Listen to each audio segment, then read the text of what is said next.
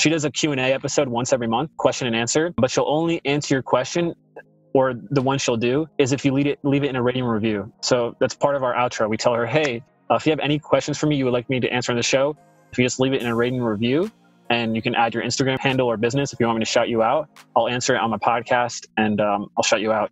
Welcome to High-End Client Acquisition Podcast. My name is Marian. I'm your host, and this show is here to teach you how to attract your dream clients on autopilot in 30 days or less. Each week, I bring you a guest or a strategy that can help you take your business to the next level. Don't forget, you can always get the episodes in your inbox or messenger at clientacquisitionpodcast.com. My man, Daxy, first of all, really appreciate you for taking the time to join me today on this episode and also on the whole series podcasting. So for people that are not aware of who you are, maybe are not aware of your story, do you mind giving us a quick background of how did you get started into this whole online game and specifically into podcast production and, basically what do you do right now? Yeah, dude, I'll dive into that real quick. But how many people are in this series? I'm just curious. Four? Yeah, Pat Flynn, who else? And Pat Flynn, Zach, and then I'm waiting on my last guest. I don't want to confirm 100% before I get it. But Zach Babcock? Yeah. Cool. Yeah, he's really cool. Yeah, man. So it all started with me because it started with music. In high school, that was one of my first passions. And honestly, that was the first thing I ever learned on my own.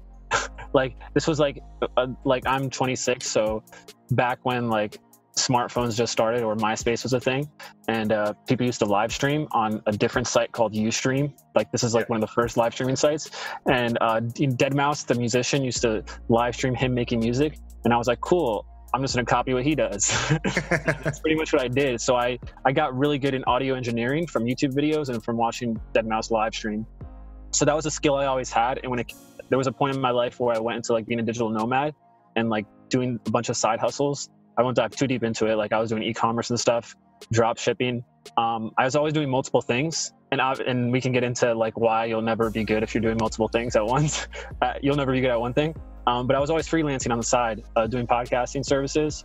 I ended up meeting some people probably 3-4 years ago who had big agencies. I helped them grow their agency on the audio front. I was doing a lot of that work. And then about 1 to 2 years ago, I was like, man, I can do this myself and do it better. So that's what I did. No, that's awesome, man. So let me ask you this, because every person on this series, I want to hear your thoughts on why podcasting. Yeah, dude. There's a lot of reasons. One of the biggest reasons I tell people is I just like to follow what the smart people do. And if you look at the companies with the biggest money right now, like Spotify, they have all the data, as far as consumption, and they're investing heavily into the platform because they know how much is being consumed and also what that means for everything. And plus it's the only long form content that people will listen to you consistently on, because people listen when they're really focused. I just love the mindset of a podcast listener. You're literally in their head. I don't know any other platform where you have that attention for such a long period of time, like a podcast. If you're scrolling on Facebook or Instagram, you only got a few minutes, or they might get a notification, or they might want to do something else. So personally, that's why I love it as far as the content, how long it is. It's just one of the most powerful platforms I found. It's people call it podcasting. I just see it as communication. What is the best way to communicate to someone? It doesn't have to be for buying or selling. It could be for entertainment, or there's new comedians that are popping up because of their podcast, because they're telling jokes on podcasts and YouTube. So it changes every industry. So. Love it, man. And the way that you look at it as a form of communication, for me, is just another source of traffic. And every time when I love your approach on this. So on the previous, and not only traffic, but also keeping people in your life cycle and staying relevant and staying top of mind is really big. No, man, I love it.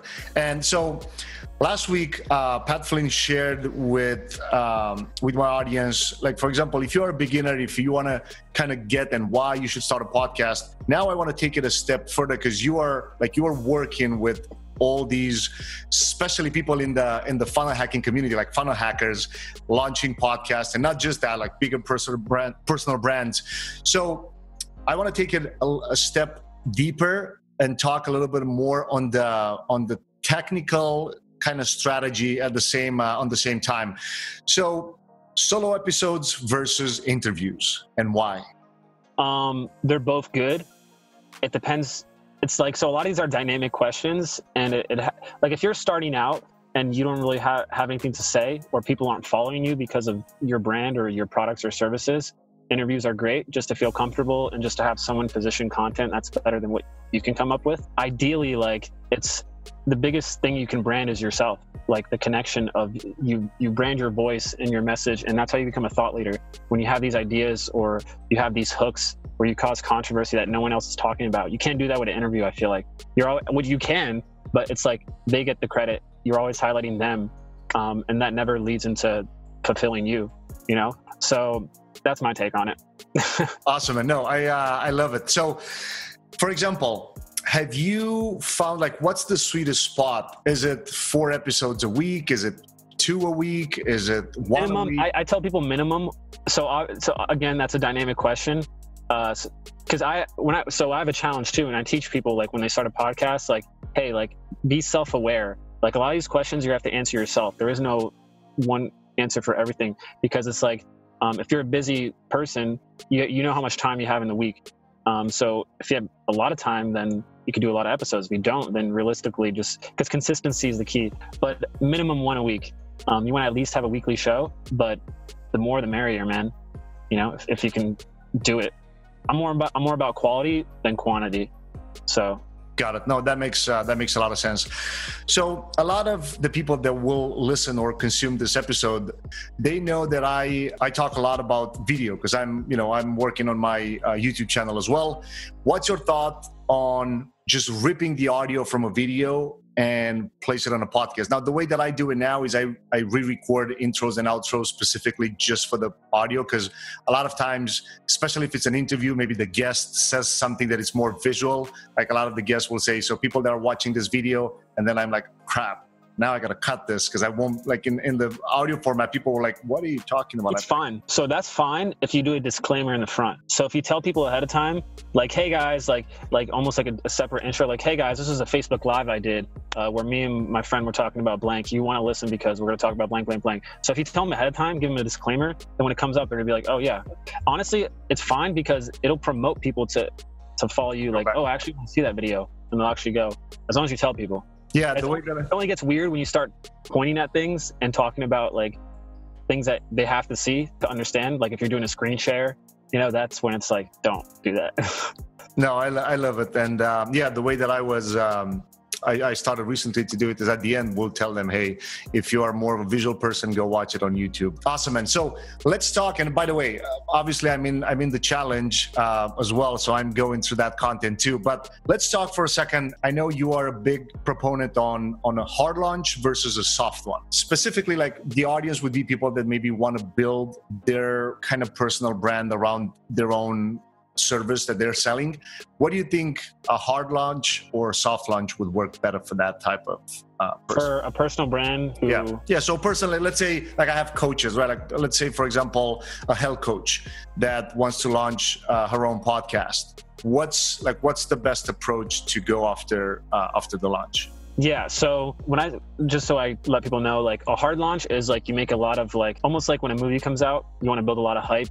And you want to get a lot of things prepared, you know, for the launch week, whether that's promotion campaigns, paid traffic, you know, giveaway campaigns, the whole point of it is to get people to get you on New and Noteworthy and rate, review, and subscribe. So you give away a lot of incentives to do that. I find that that's only for certain people. For either A, you're paying people to help you, or B, you know the right strategy to do it, or C, like, you have the list to make it happen in the budget. Like, if you can't do paid media, or if you don't have a list, or if you don't know where you're going to get traffic to send this big launch, then, like, I tell people, like, hey, just get it out there and, like, get the reps in, because podcasting is a long-term thing. Yeah, the launch is great, but it's not like, yeah, I launched and then that's it. Like, the hard part is, like, that's like 1% of a podcast success, like the launch.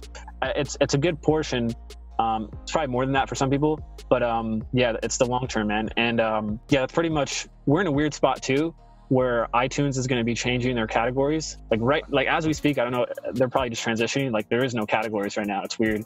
I think because they're adding a lot.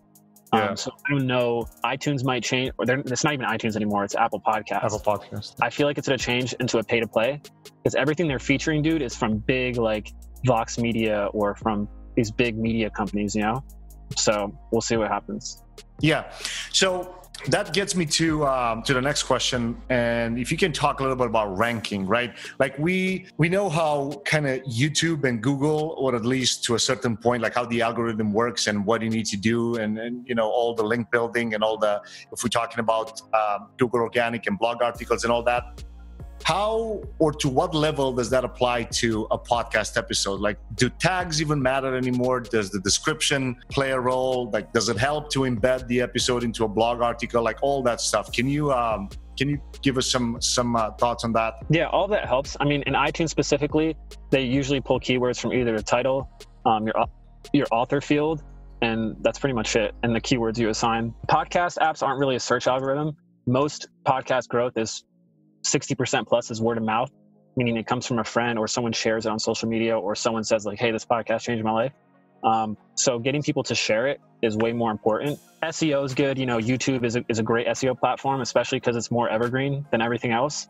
Like if you interview Pat Flynn and it is really good, that could sit on the first page of when you search Pat Flynn for a long time, because Google promotes YouTube more than like blogs now. Yeah. So that's a great thing. And I had another point I was going to make there, but that's pretty much most of it. Yeah, we can come back to it. So, and I know you and I talked a couple weeks or months ago, and you were talking about how to get those reviews, especially during the launch time.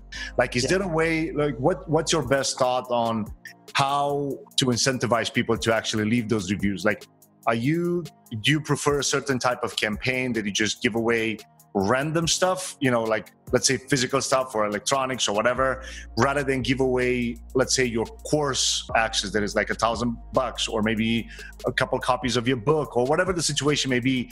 Do you think it's better one way or the other, and why is that? Yeah. So when it comes to ranking, Apple doesn't tell us anymore, or they don't tell us at all, like what are the factors to ranking, and they're honestly the only platform that does ranking.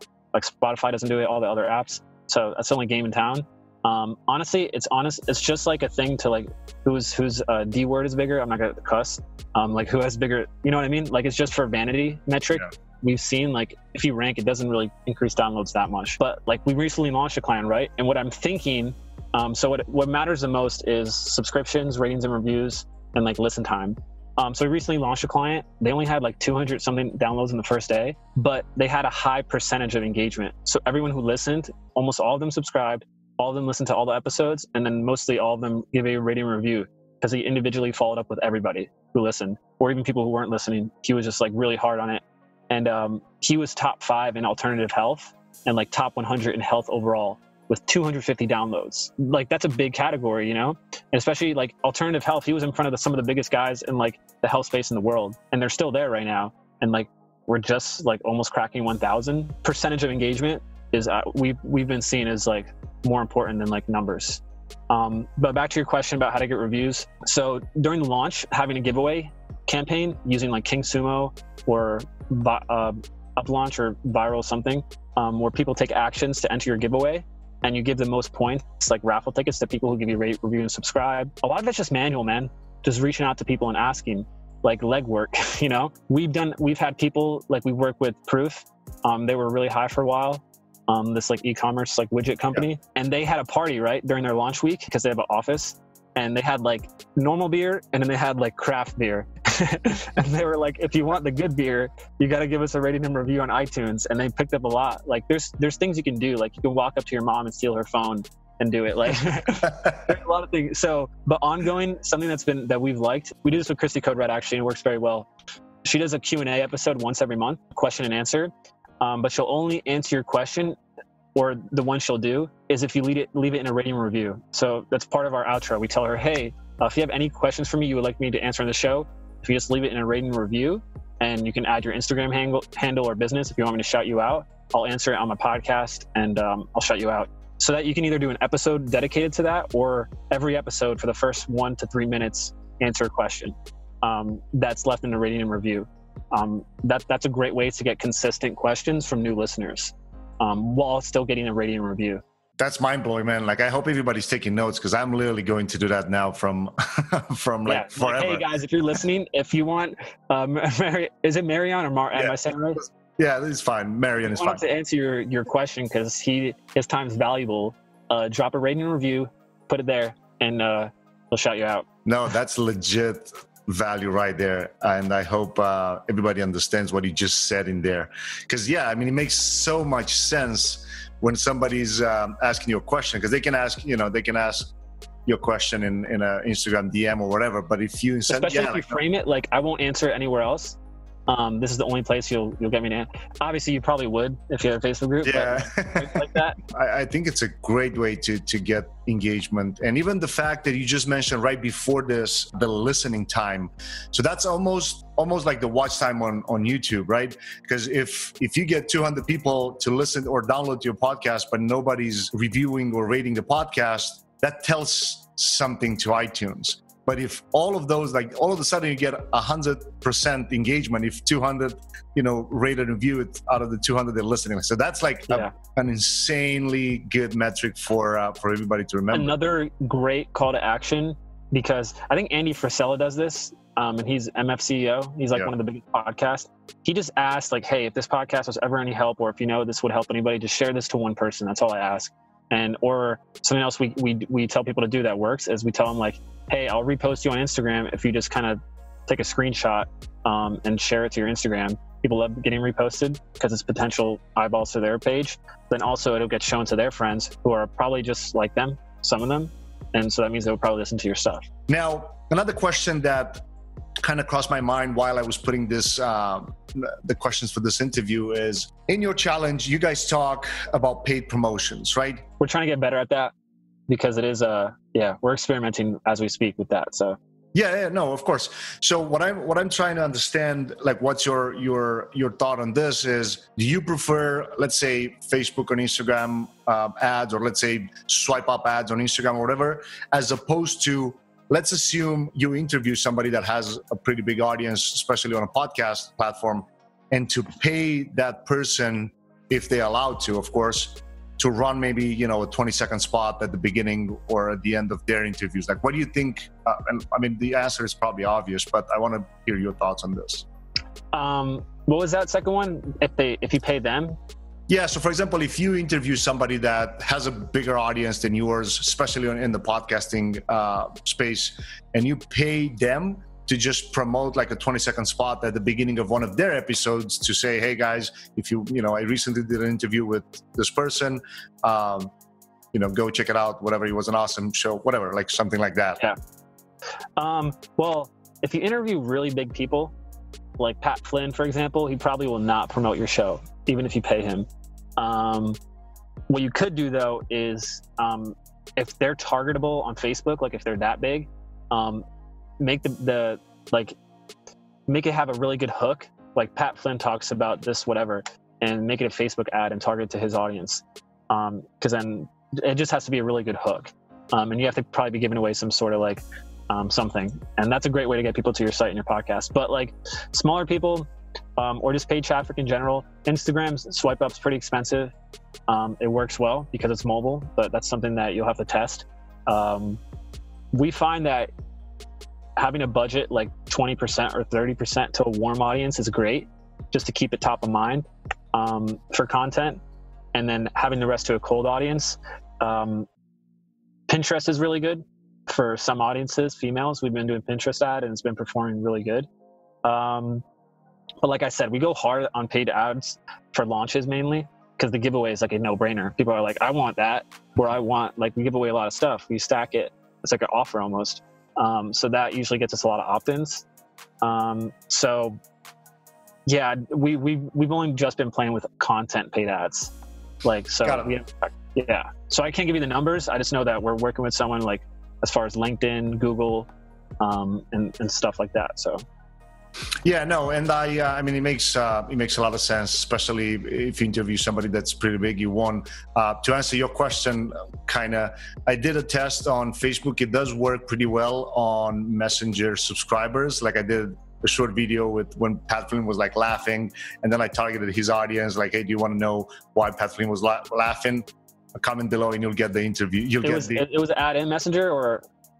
Yeah. So no, it was a Facebook comment, and then that was promoted as an engagement ad. And people, they were commenting, they were getting targeted in ManyChat to get a response back. So that works like crazy. Yeah, that works like crazy because of course it's his audience and everybody like, yeah, I want the interview. So that's smart. Like if I was to do a content ad before getting into the podcast, I would probably want to get them on a bot or on a list.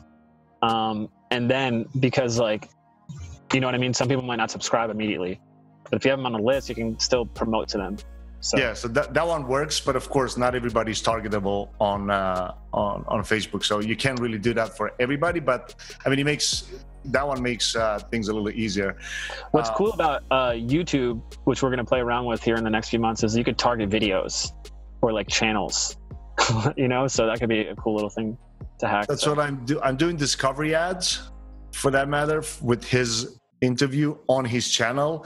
I just literally launched it 2 days ago. I haven't even checked if he was approved or not, but we'll see how that goes. Yeah, YouTube discovery ads because I had him on an interview, on a video interview, so then I can do that. But we'll see. Awesome, man. So we talked how to get those reviews, how to get the launch out, all kinds of strategies. Let's talk for a little bit about monetization or the podcast funnel that you prefer.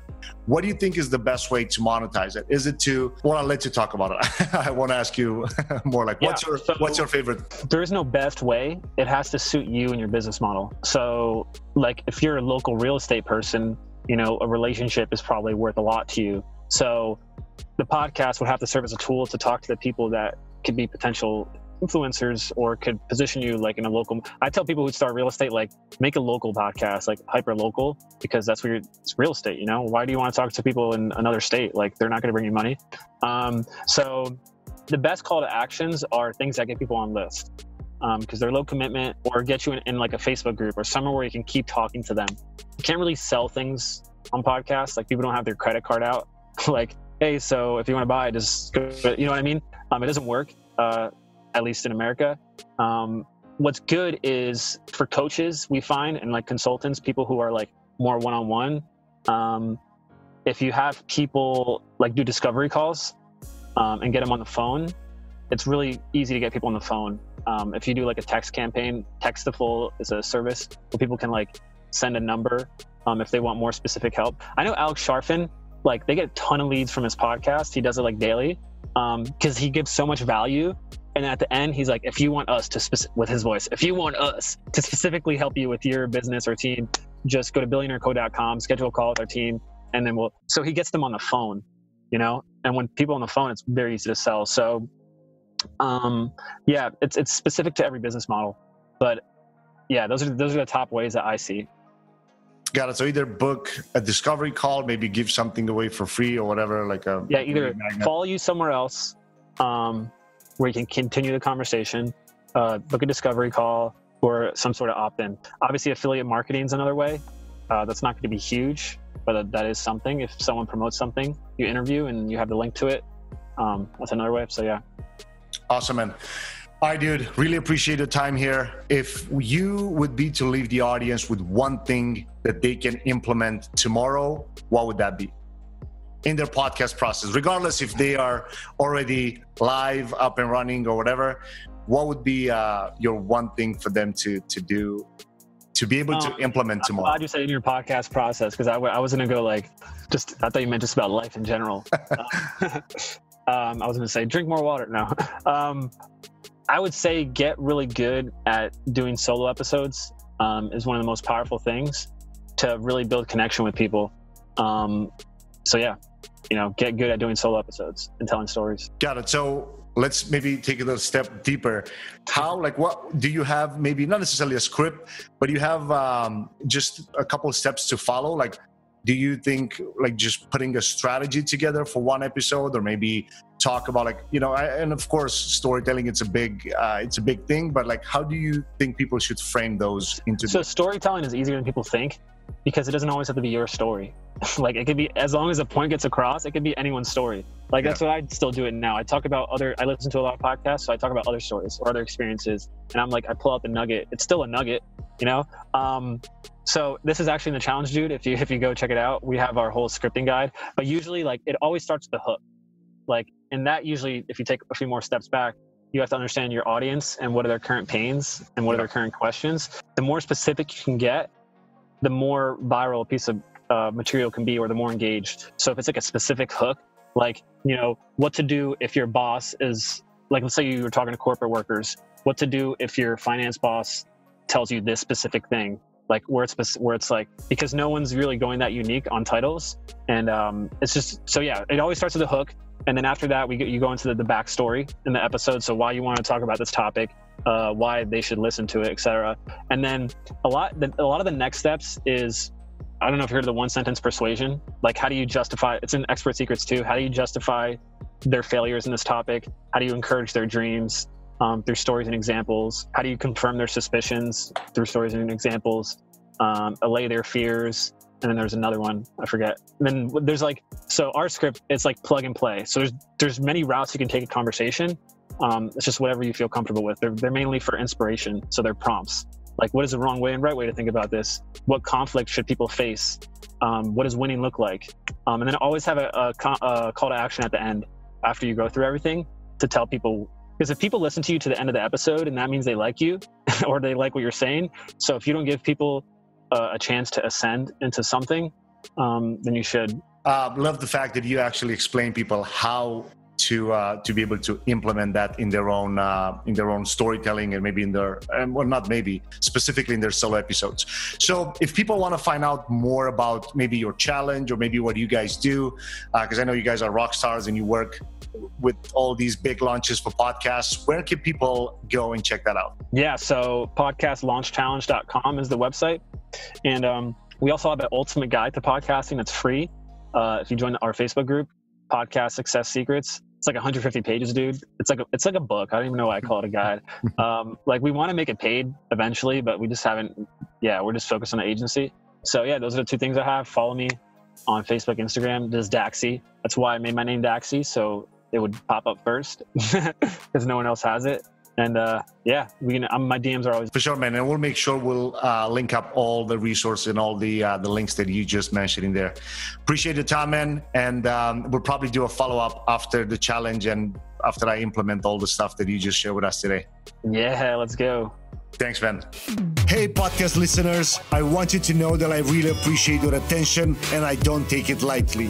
That's why each month we pick a lucky winner and we give away books, mentorship, software, courses, iPads, and other cool stuff. The way to enter is go to clientacquisitionpodcast.com and sign up. You'll get all the details there. Talk to you guys soon. Take care.